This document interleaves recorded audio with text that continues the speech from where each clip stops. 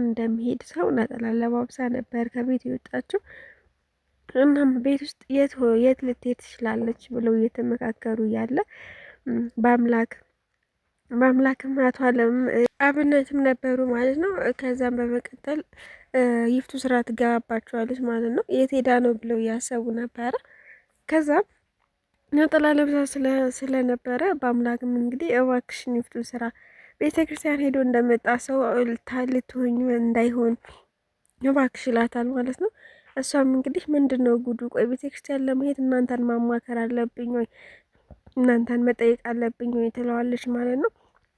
አቶ አለምም እንግዲህ በደንብ ነው ቤተ ክርስቲያን እንዳልሽ የሚያስታውቅብሽ ይላታል ማለት ነው። እና ህብስት እንድትለቀቅ ትእዛዝ ስላደረገች እንግዲህ እነሱም እንደዛ ካደረጉ በኋላ በአምላክም እንግዲህ እች ሴትዮ ማትናገር ከሆነ እሷ ካልሆነች ያደረገቻት የደበቀቻት እኔ ራሴ እመታታለሁ ይፍቱ ስራን እያለ ነበረ በአምላክ። አቶ አለምም እንግዲህ ተረጋጋ፣ ይችን ሴትዮ በጸባይ መያዝ ሳይኖርብን አይቀርም ይላል ማለት ነው። ይፍቱ ስራም እንግዲህ ታፈስን ክላሴ ምግብ ምንም አምጭልኝ እነሱን እግሬ ስር ወርቀው ይቅርታ እንዲጠይቁ ነው ማደርጋቸው ያለች ጭብጭብ ትእዛዝ ትሰጣለች ማለት ነው። ምግብ ክላሷ ድረስ እንዲመጣላት። ከዛ በመቀጠልም እሺ ስላለች ታፈስም አቶ አለምም ልክ እሷ እንደጠበቀችው ይቅርታ አድርጊልኝ በቃ እንደዚህ አይነት ንግግር መናገር አልነበረብኝም ይላታል ማለት ነው። እናም እንግዲህ በአምላክና አብነት ከቤት ሊወጡ ሲሉ ህብስት ትመጣለች ማለት ነው። ህብስት በሩን ከፍታ ስትመጣ በአምላክም እንግዲህ በጣም ይደነግጥና አቅፎ ምን ሆነሽ ነው ህብስት? ማን ነው እንደዚህ ያደረገሽ? እባክሽን ተናገሪ እያላትም ነበረ። እሷም እንግዲህ ማንም እንደዚህ እንዳላደረጋት ትናገራለች ማለት ነው። በአምላክም እባክሽን ማለት እንድትነግረው በጣም ጥረት ቢያደርግም እሷ ግን መናገር አልፈለገችም ማለት ነው። ከዛም አብነትም እንግዲህ ይደነግጥና ውሃ ከታፈስ ጋር ከኪችን ያመጣና ውሃ ምናምን እንትን ይላታል ማለት ነው። ይሰጧታል ተረጋጊ ምናምን ብለው።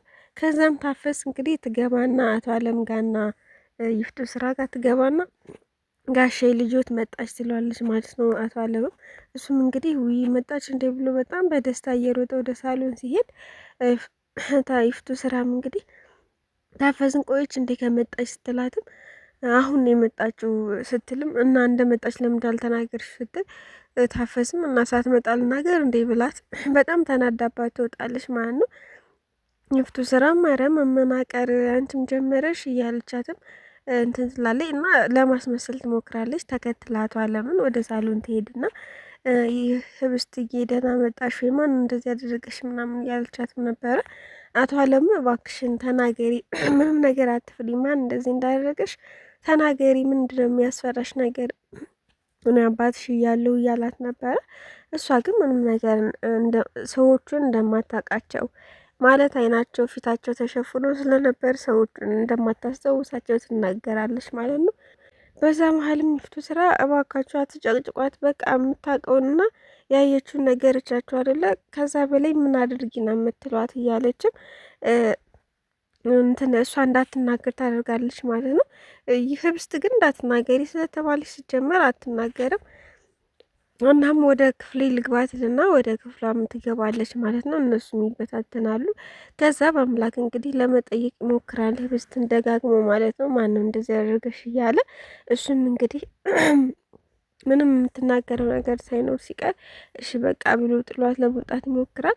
ህብስትም ታፈስም እንግዲህ ትመጣና ህብስት ጋር ህብስትዬ እሷ ራሷ ናት አይደል እንደዚህ ያደረገች ስትላት፣ አዎ ግን ደግሞ ለማንም ሰው እንደዚህ ብለሽ እንዳትናገሪ፣ ከተናገርሽ በአምላክ እንደሚወድሽ ለአቶ አለም እናገርና በአምላክን አስገድለዋለሁ ብላኛለች፣ ስለዚህ መናገር አልችልም ለማንም ትላለች ማለት ነው። እና ታፈስን በጣም ትናደድባታለች። ሴትዮ ምንድን ነው የሚሻላት መጨረሻዋ ምንድን ነው ብላ ታፈስም እንግዲህ በጣም ትናዳለች።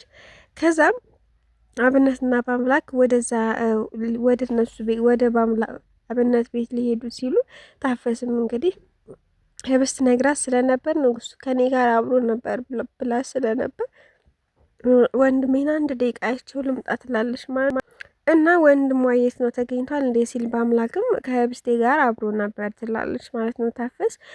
ከዛ በአምላክ ጥያቄ ይሆንበታል። እንዴት ይሄ ልጅ አብሯት እንዴት ሊሆን ቻለ ምናምን ብሎ በቃ አብነትም በቃ እሺ እንጠይቀዋለን እኔ በምን አውቃለሁ ምናምን ይለውና ተያይዘው ወደ አብነት ቤት ይሄዳሉ ማለት ነው። ህብስትም እንግዲህ ወንድሟን ካየች በኋላ በቃ ወደ ቤት መመለስ አለብኝ፣ አንቺ ሴትዮ ደግሞ ካወቀች ትቆጣለች ትልና ወደ ቤት ትመለሳለች ማለት ነው።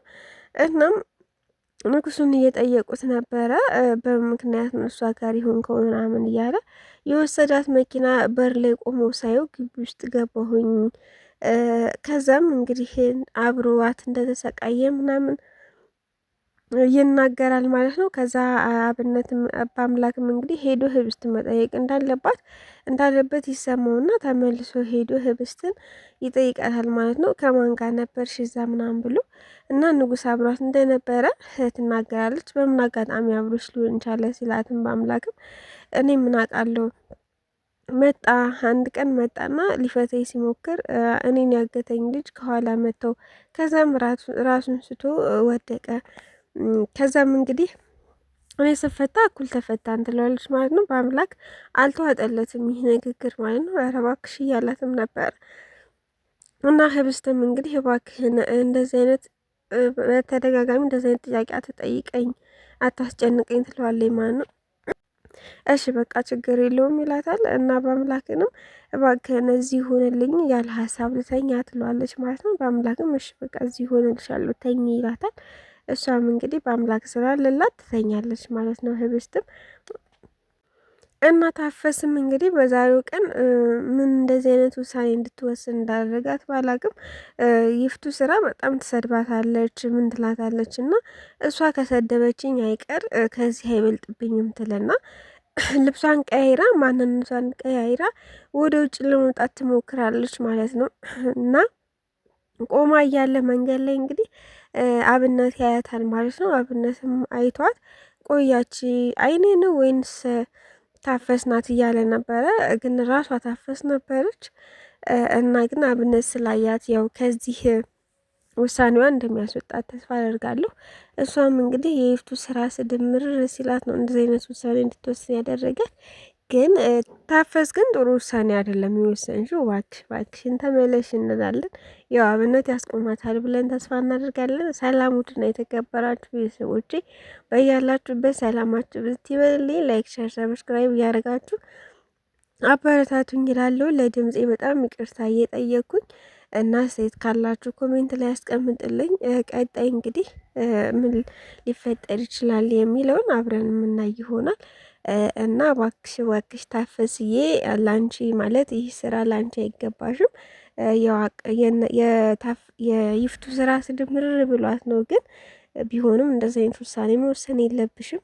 ለወንድሜ መኖር አለብኝ፣ ለቤተሰቦችም ልክ እንደዛው እያለች ነበር እንደዚህ አይነት ውሳኔ ወሰነችው። ግን ደግሞ ሊሆን አይችልም። አንቺ በጣም ጸባይ ያለሽ ሰውነሽ፣ ሌላ ቤት መስራት ምቺ አይነት ሰውነሽ። ይፍቱ ስራንም እንግዲህ እንደ አመሏ መያዝ ትችያለሽ በጸባይ ማለት ነው። እና እባክሽ ከዚህ ስራ ተመለሽ እንላለን። ብቻ አብነት ምን ሊያደርጋት ይችላል የሚለውን ቀጣይ የምናይ ይሆናል። መልካም ጊዜ